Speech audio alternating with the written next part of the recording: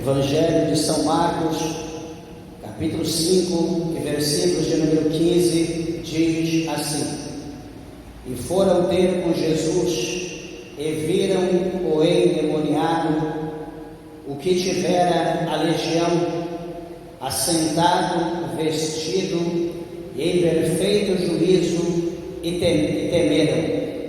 E os que aquilo tinham visto contaram-lhes o que acontecera ao endemoniado e acerca dos porcos.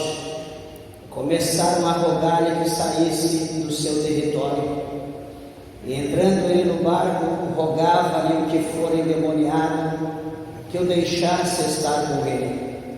Jesus, porém, não lhe o permitiu, mas disse-lhe: Vai para a tua casa, para os teus, e anuncia-lhes quão grandes coisas o Senhor te fez e como teve misericórdia de ti. E ele foi e começou a anunciar em Decápolis quão grandes coisas Jesus lhe fizera, e todos se maravilhavam. Amém? Vamos orar a Deus. Levante a tua mão, a tua Bíblia aos céus, peça para que Deus, o Senhor, fale conosco. Amantíssimo e eterno Deus Todo-Poderoso, meu Deus, nós estamos na tua presença, Senhor, mais uma vez. Meu Pai, apresentando a tua palavra que é viva, a tua palavra que é poderosa, meu Deus, que pode libertar, que pode curar, transformar, moldar as nossas vidas. Meu Deus, como o Senhor fez a obra por intermédio de Jesus Cristo na vida deste homem, meu Deus, aqui nós também estamos carentes, nós também estamos necessitados de um milagre, não tanto quanto esse, mas milagre é milagre. Senhor Jesus Todo-Poderoso, passa em revista, pois a casa é tua. Senhor Jesus, o Senhor congregou aqui este povo, meu Pai, pois eu tenho certeza que o Senhor há de agir, o Senhor há de fazer algo sobrenatural. Usa, Senhor, a minha vida, meu Deus, pois se o Senhor não me usar, meu Deus, os teus filhos, as tuas filhas sairão do mesmo jeito, meu Deus, pois onde o Senhor está, meu Deus, alguma coisa diferente, algo sobrenatural acontece. Senhor Jesus, cobre-nos com teu sangue e pelo poder da tua palavra, opera do alto da cabeça à planta dos pés, que toda casta satânica, toda casta diabólica, toda casta demoníaca, em nome do Senhor Jesus Cristo, sai agora da igreja de Deus, sai das nossas vidas, em nome do Senhor Jesus Cristo, para a glória de Deus. Amém, Jesus. Amém. Podeis assentar, queridos irmãos, desocupe a tua mão santa, dê uma salva de palmas bem alegre para Jesus.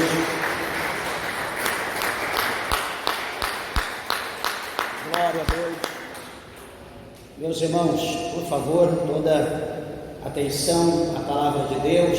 Não serei extenso devido às horas, e ainda vamos chamar os irmãos aqui à frente, vamos ungir, vamos orar para Jesus curar, para Jesus libertar, e peço a você que esteja atento à palavra de Deus, pois o Senhor é o mesmo que operou aqui nessa vida desse homem, que a Bíblia diz que ele era um ex-endemoniado, e o capítulo 13 do escritor aos Hebreus, o versículo de número 8, ele diz que Jesus Cristo, ele é o mesmo ontem, hoje e eternamente.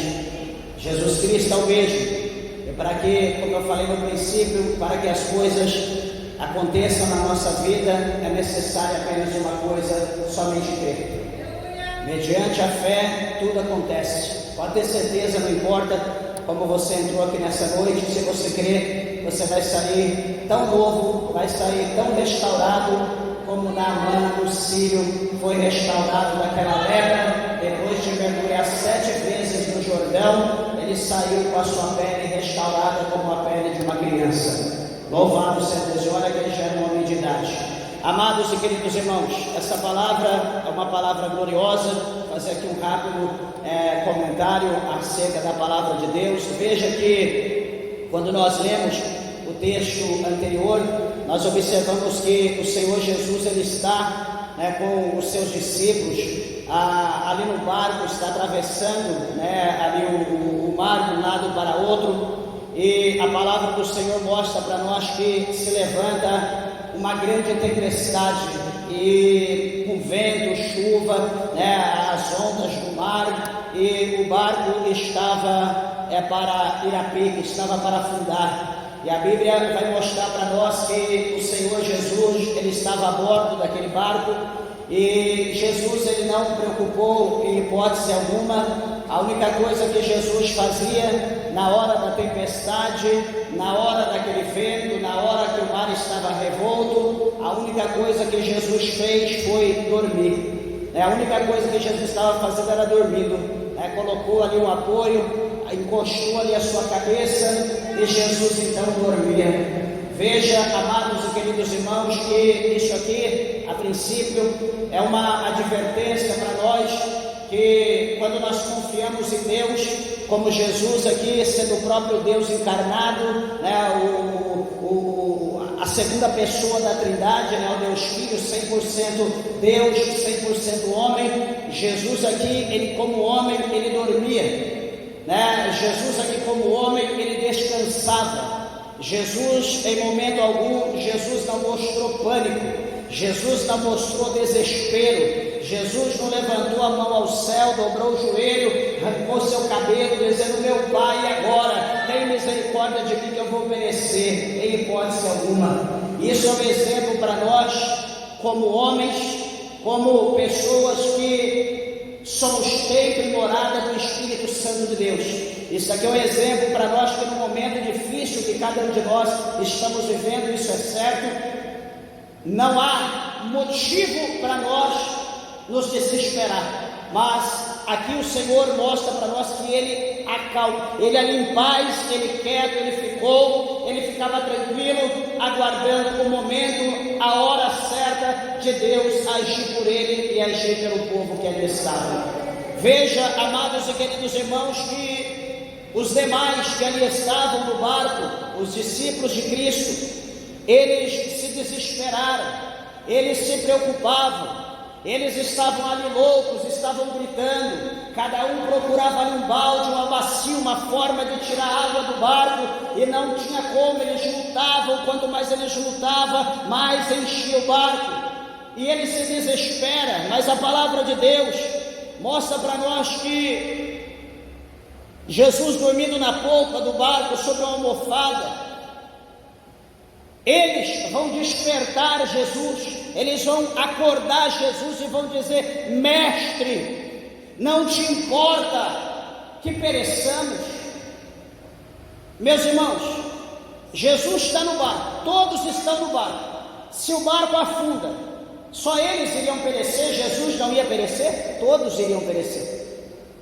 Mas o que Jesus está mostrando aqui para nós? Que em todas as circunstâncias há o momento de Deus. E eu quero dizer para os irmãos categoricamente que não adianta nós espelharmos, batermos o pé no chão, não adianta a gente gritar, socar a parede, querer catar o cão pelo pescoço, pelo colarinho, esbofetear ele. Meus irmãos, não vai resolver o problema. Tudo é no momento certo de Deus, tudo é no momento de Deus, nada acontece fora do momento de Deus. Nós devemos lembrar o capítulo 3, o verso 1, quando Salomão ele escreve em Eclesiastes, ele diz que há um tempo determinado para todo propósito embaixo do céu. Se há um tempo determinado para todo propósito, eu pergunto, o que adianta a nossa preocupação? O que adianta a gente não dormir? O que adianta a gente enlouquecer? O que adianta a gente enlouquecer os outros? Olha aí o testemunho que a irmã contou hoje. Desde o começo da semana, o demônio atribulando a mulher, enforcando, a mulher emagrecendo horrores. E o que a irmã serva de Deus está fazendo? Orando, jejuando, pedindo a direção de Deus. E no momento de Deus, na hora certa, ela foi lá fazer a visita, colocou a mão sobre a pessoa, sobre as costas, sobre o pescoço, repreendeu no ouvido o diabo se manifestou, espelhou, mas não teve jeito, teve que ir para o inferno. Se ela tivesse sido na terça, na segunda, será que teria acontecido? Provavelmente não, talvez ela não estaria preparada. Então tudo tem um momento certo, quero que você entenda isso hoje. Talvez você entrou aqui desesperado, pastor, e agora o que eu vou fazer? Meus irmãos, tudo Deus dá uma margem, e nós temos que entender essa margem de Deus, que é o tempo entre nós e Deus, é o momento de Deus agir. Então nós temos que ter essa confiança em Deus. Santo Agostinho, ele escreveu na sua época dizendo que o tempo, ele existe não por causa de Deus, o tempo foi feito por Deus por causa de nós. Deus, ele age tanto fora do tempo como dentro do tempo. Para Deus é indiferente o tempo. Então nós temos que entender o trabalho de Deus. Veja que então quando eles acordam Jesus, quando eles chamam Jesus e diz: mestre, nós vamos perecer, o Senhor não tem misericórdia, o Senhor não tem compaixão, o Senhor não se preocupa com nós. O que Jesus vai dizer? A Bíblia diz que ele, despertando, Jesus acordando, ele repreende o vento e diz ao mar: cala-te, aquieta-te. E o vento se aquietou e houve então uma grande bonança. E o mais importante é que Jesus vai olhar para ele e vai dizer: olha, por que vocês estão tão tímidos? Vocês ainda não têm desperto? Isso aqui é interessante. Jesus está puxando a orelha e dizendo para eles: vocês estão caminhando comigo já há cerca de 3 anos. Vocês estão caminhando com a força, com o poder, com o power de Deus. Vocês estão caminhando com aquele que tudo pode, aquele que é digno de toda a honra, de toda a glória, aquele que tem todo o poder. Vocês estão caminhando há cerca de 3 anos e vocês ainda não adquiriram fé. Vocês ainda não me conhecem. Vocês ainda não sabem quem eu sou. Amados irmãos, quantos de nós estamos aqui na igreja, quantos já está até de moleta, desculpa da expressão, velho, calejado, o cotovelo de ficar apoiado em cadeira orando, calejado o joelho de ficar no chão, e ainda não tem fé, não acredita. O cão falou que vai fazer isso, usou ali a pessoa, falou que vai fazer, e agora, meu Deus, tem misericórdia, o Senhor tem promessa, mas o cão falou que ele vai para o inferno. O todo poder vem de Deus, e nós estamos sob a proteção desse Deus todo-poderoso, que nos reveste, que nos guarda, que nos enche do teu poder todos os dias. Aqui Jesus está dizendo: ainda não tem desespero, vocês ainda não creem em mim. Vocês estão tanto tempo comigo e vocês ainda não me conhecem. E a Bíblia vai dizer que então, depois dessa exortação, eles vão temer com grande temor e vão comentar uns aos outros dizendo: mas quem é este que até o vento e o mar lhe obedecem? Quem será que é? Será que alguém sabe quem é esse? Aqui, ó: o justo, o eterno, o Senhor, o único, o Salvador, Jesus Cristo. É Ele que estava com eles, é Ele que está comigo, é Ele que está contigo, é Ele que está conosco. Meus irmãos, não abarca a tua fé, não deixe o inimigo te desesperar na vida, na situação que você está vivendo hoje. Ai, pastor, não aguento, pelo amor de Deus, tenha fé. Não sei o que está se passando, mas confie em Deus. Entra o capítulo 5, Jesus está no barco. Jesus vai ancorar o barco e vai dizer para os seus discípulos: aguarda aí. Senhor, o senhor vai? Não, eu vou ter que subir aqui um pouquinho. Eu vou ter que resolver aqui, eu vou ter que fazer uma obra do meu Pai. Meus irmãos, eu sempre digo, nós queremos fazer a obra em bando, e fazer a obra em bando, a obra de Deus não é feita nunca. Quando Jesus ordenou seus discípulos, ele mandou quantos? 20, 200, 2.000, Jesus mandava de 2 em 2. Jesus não mandava em bando, Jesus mandava em 2. E eu quero dizer aos irmãos que na obra de Deus o Senhor só precisa de um. Jesus está passando por Genezaré ou Gadara, e ele ancora ali o seu barco, ele desce e ele sobe. Os discípulos o aguardam. E a Bíblia aqui vai mencionar para nós que nessa região, que era a província dos Gadarenos, havia ali um ser extremamente diabólico, demoníaco.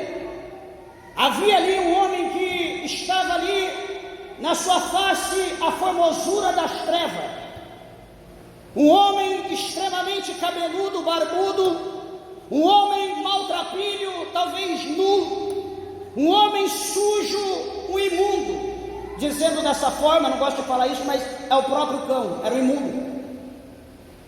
Este homem, a Bíblia mostra para nós que as pessoas tentaram prender esse homem, tentaram cortar o seu cabelo, a sua barba, vesti-lo, tentaram arrumar um jeito, um meio para que esse homem voltasse para a sociedade, mas a Bíblia diz que todos os esforços eram vãos, era inútil.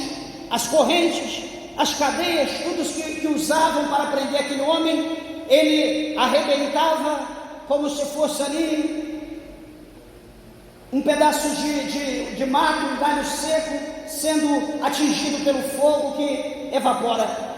Ou seja, esse homem, ele tinha muita força, ele tinha muito poder. Ninguém conseguia acalmar esse homem.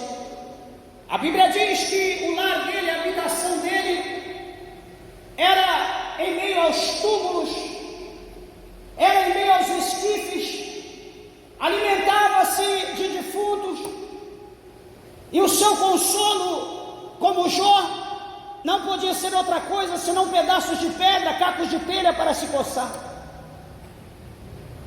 E veja, amados irmãos, que um homem, nessa circunstância, esse homem não tem mais família, não sabe o que é família.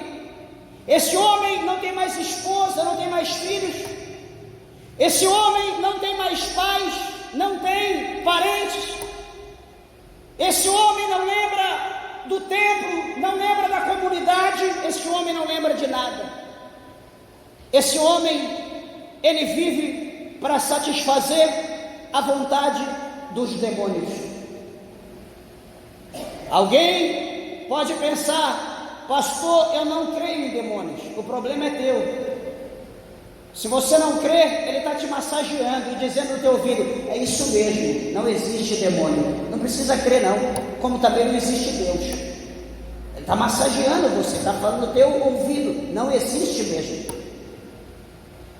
Mas, queridos e amados irmãos, a Bíblia mostra para nós que quando Jesus, ele vai chegando naquele lugar, a Bíblia diz que ele observa Jesus de longe, né? A luz, a glória de Jesus, aquele poder de Jesus, tão grande, tão maravilhoso. A Bíblia diz que de longe, no versículo 6 do capítulo 5, ele viu Jesus de longe. A primeira coisa que ele fez foi correr.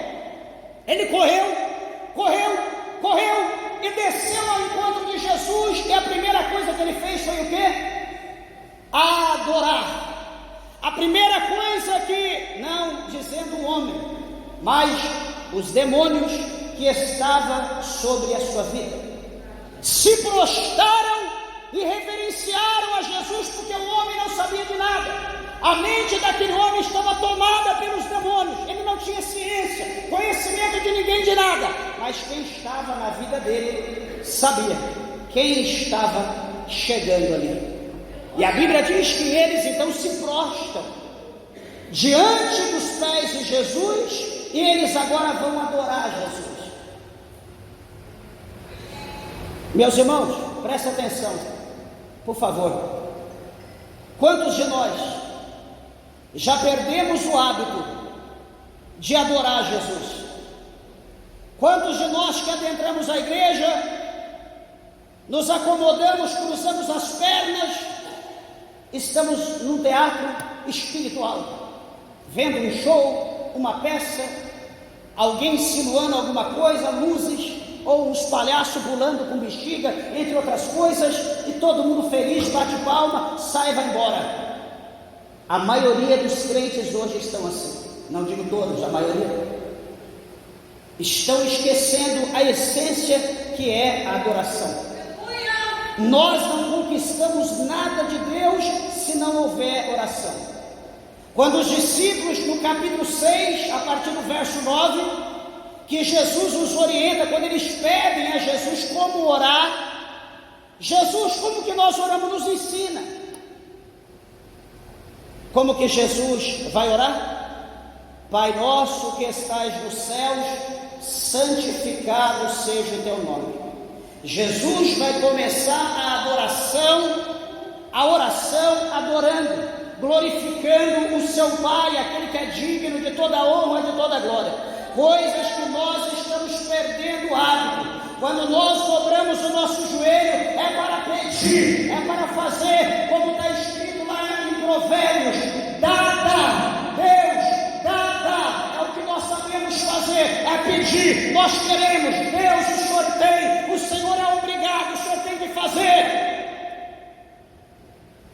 E a Bíblia diz que nós não recebemos porque nós não sabemos pedir, porque nós pedimos mal. Jesus, em suas orações, ele dizia: Pai, se for da tua vontade. Jesus não obrigava: Pai, se vira, o Senhor tem que fazer, eu sou teu filho.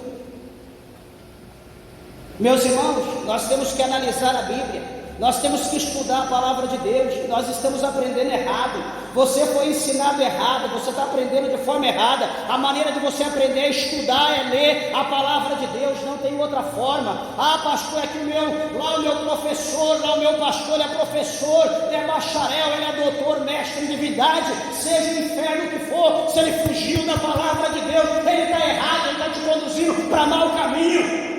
Nós seremos abençoados se nós andarmos segundo a palavra de Deus, não segundo o ensinamento de homens.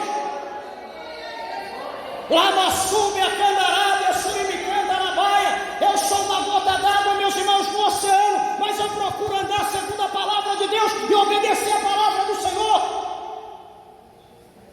Todos nós podemos ser abençoados, mas nós precisamos seguir os princípios. Se nós fugirmos dos princípios, nós estamos perdidos. Se eu perguntar aqui, não vou pedir para levantar a mão. Se eu perguntar aqui quantos leram a Bíblia hoje, é uma catástrofe. Talvez um abriu a Bíblia, se abriu. Se eu perguntar quantos olharam no celular hoje, é impossível quem não olhou. E eu pergunto: o que você aprende vendo o celular e o que você aprende estudando a palavra de Deus? Será que é a mesma coisa? Nunca. E veja então que esses demônios, a Bíblia diz que eles se prostram e adoram o Senhor, e eles vão clamar, eles vão dizer com grande voz, não é com uma voz simples, voz de muita gente, voz de muito povo, voz de muito espírito. A Bíblia diz que ele vai clamar no verso 7 com grande voz, dizendo: que tenho eu contigo, Jesus, Filho do Deus Altíssimo. O que eu tenho contigo, Jesus, Filho do Deus Altíssimo? Conjuro-te por Deus que não me atormentes. Veja que ele adora e agora ele está orando. Veja que ele reconhece Jesus, fala que Jesus é Filho do Deus Altíssimo. E ele reconhece e diz: Senhor, não me atormentes. Meus irmãos, sabe por que ele está dizendo isso? Porque quando Jesus ele chega no ambiente, quando Jesus ele entra num lugar, quando Jesus entra numa casa, quando Jesus entra numa vida, é impossível o demônio ele prevalecer. A Bíblia diz que quando o valente ele se apodera do dono da casa, ele o amarra, ele o prende, ele acorrenta, e ali o escraviza com o seu pé, humilhando, fazendo um capacho. Mas a Bíblia diz que quando chega o mais valente, quando chega Cristo, quando chega esse aqui, o Filho do Deus vivo, meus irmãos, as coisas têm que mudar, alguma coisa tem que acontecer. Se Jesus não estiver no ambiente, tudo bem, mas se Jesus chegar, pode ser uma criança, se aquela criança chegar com a bênção de Cristo, se aquela criança chegar com o Espírito Santo, o demônio pode ser o tamanho que for, pode ser a legião que for, ela terá que se prostrar e adorar a pessoa que está na vida daquela criança. E quantos de nós subestimamos as pessoas? Por quê? Porque nós olhamos por fora, porque nós olhamos pela veste, porque nós olhamos pelo cabelo, pela barba, pelo bigode, porque nós olhamos pela mão, pela forma que está calçado. Esse aí, Jesus fez alguma coisa? Não. A presença de Jesus ali gerou as duas coisas, adoração, e gerou também uma oração, uma súplica, um questionamento. O que eu tenho contigo, Jesus, Filho do Deus Altíssimo? Por que o Senhor veio me atormentar fora de tempo? Ele sabia, meus irmãos, que agora ele estava vencido. O diabo sabia que ele podia se espernear. Ele sabia que agora a casa caiu para ele. Ele sabia que agora a porta do inferno se abriu. Ele ia ser lançado de novo lá dentro. Ele não ia ter mais poder sobre aquela vida e sobre aquela vida possessa de demônios. Jesus iria fazer uma grande obra em Decápolis. Dezenas, centenas, milhares de pessoas iriam se achegar a Deus pelo mistério, pelo testemunho daquele homem. E veja que Jesus vai perguntar, vai dizer: qual é o teu nome? Aqueles demônios que estão prostrados diante de Jesus, Jesus de pé, eles nos pés de Jesus prostrado, porque todo o poder é dado a Cristo, para que todo joelho no céu, na terra e embaixo da terra, no inferno, todo joelho tem que se prostrar. E aqui a legião estava prostrada aos pés de Jesus. E Jesus olha e pergunta: qual é o teu nome? Será que Jesus não sabia? Certamente, mas precisa ser relatado que não há apenas um demônio, há legiões de demônios, vários, miríades de anjos das trevas, anjos caídos. E Jesus pergunta: qual é o teu nome? Ele respondeu dizendo: legião é o meu nome, porque somos muitos. Se você olha no dicionário, você vai ver que uma legião é cerca de, há uma oscilação, mas o comum é cerca de 6.000 soldados romanos. Uma legião era equivalente a 6.000 soldados romanos. Há uma variação, mas eu estou dizendo a lógica. Agora imagina uma legião de demônios. Se um demônio tem poder, imagina 6.000 na vida de um único homem.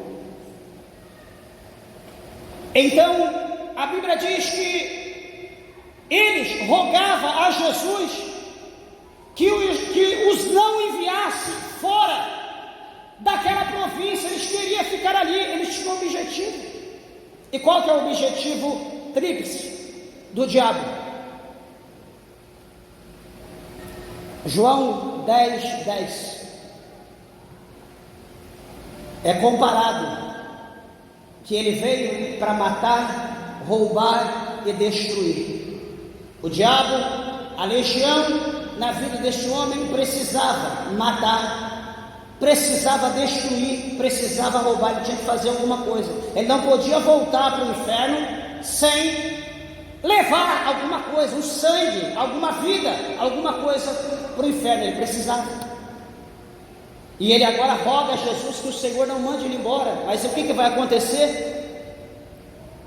Próximo ali havia, diz a palavra de Deus, uma manada de porcos muito grande, pastando ali, comendo, e havia apacentadores de porcos.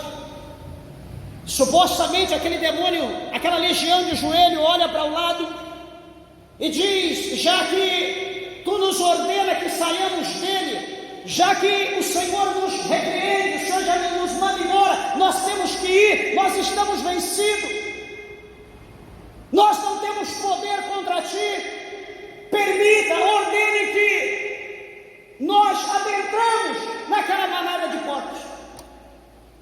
Jesus diz: ide, vão.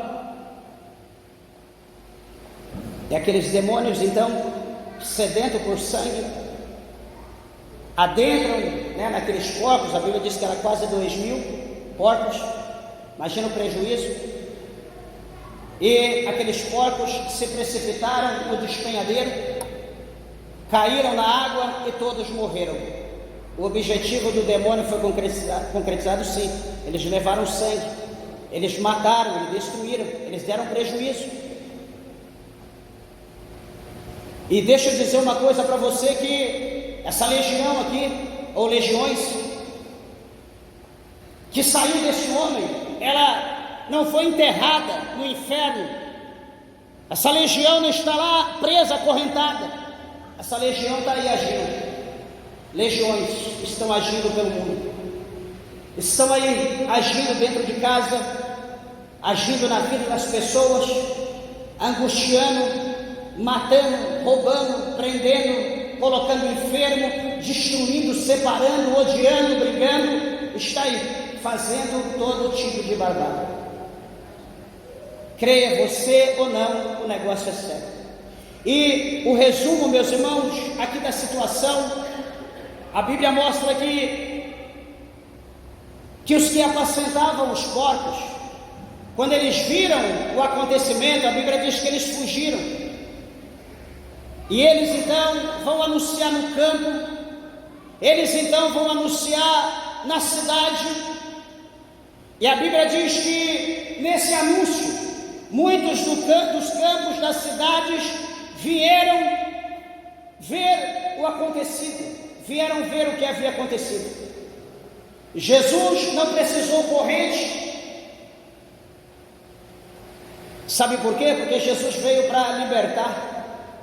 A palavra do Senhor diz para nós em Jeremias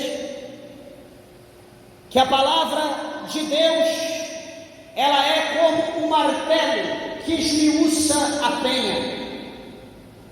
A palavra de Deus é poderosa.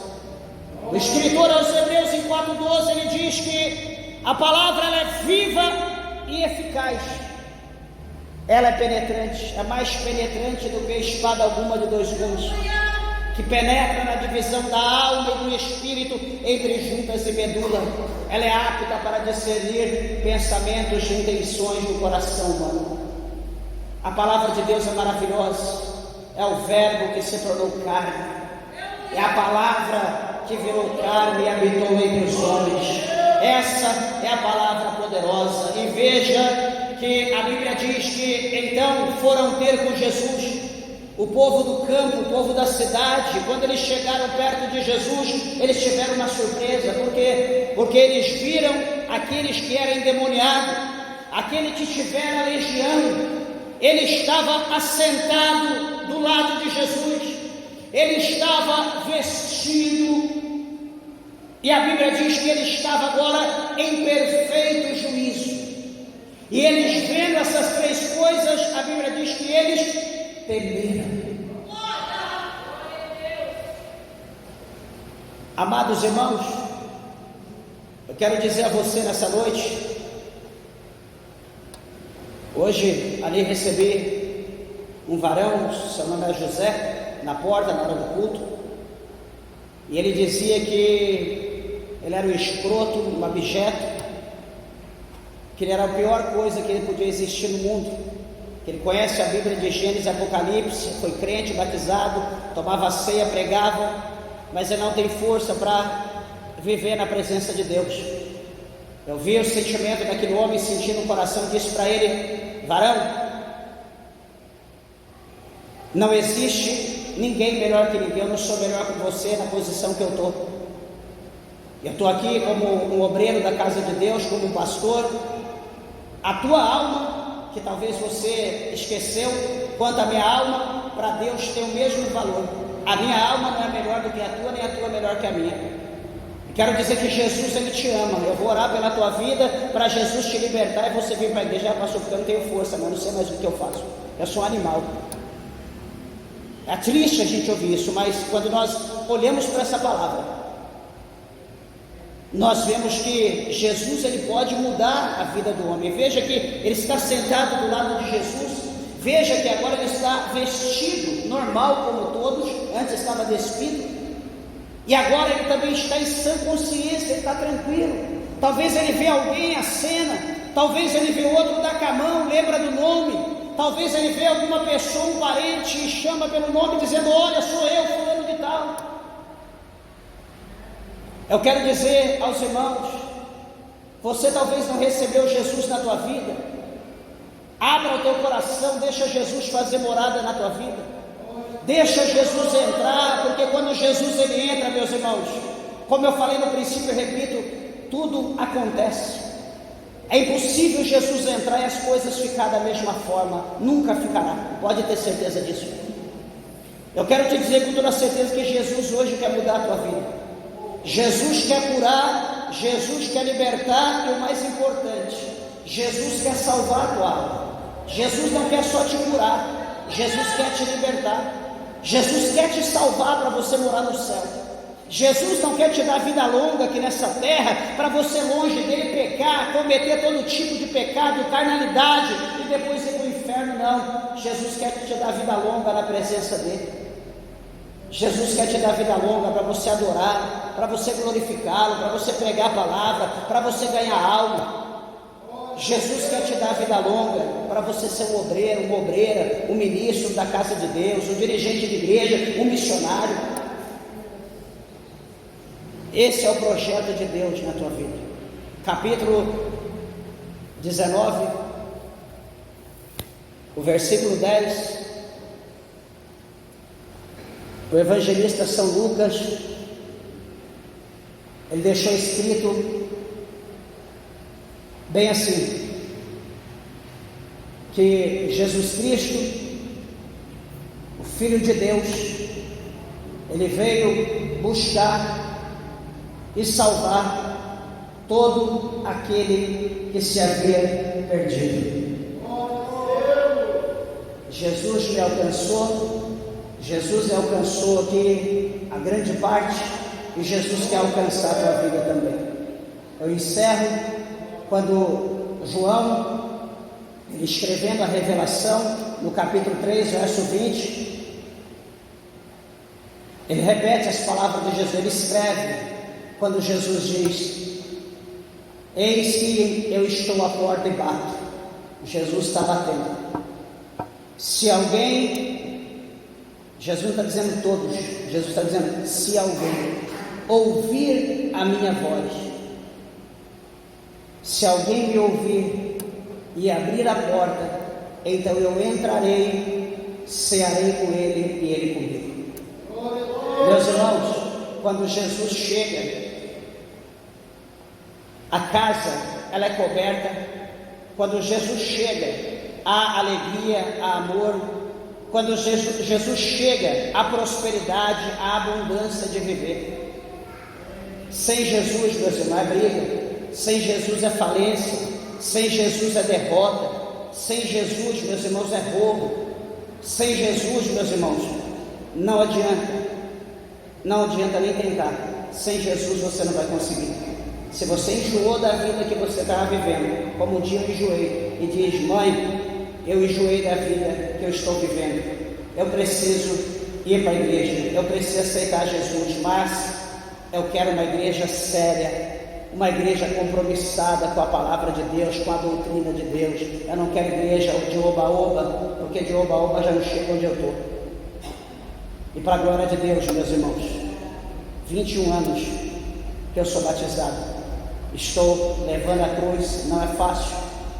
Hoje o dia inteiro com febre, com dor, estou aqui só a misericórdia de Deus, minha esposa, mas o nosso compromisso é com Deus e nós vamos até o fim. nós não vamos parar. O nosso objetivo, o nosso destino é o céu. E nós só vamos parar quando nós chegarmos no céu. Se Jesus quiser dar vitória, amém, nós vamos segui-lo. Se Jesus quiser abençoar, amém, nós seguiremos. Se Jesus não quiser dar vitória, se Jesus não quiser abençoar, nós estamos felizes pelo que Deus fez, enviar o seu unigênito Filho, para que por intermédio dele nós pudéssemos ter a salvação da nossa alma. Isso é importante, não precisa mais nada. Espero que você também acrescente isso no teu coração, que o melhor de Deus já veio, foi Jesus Cristo de Nazaré.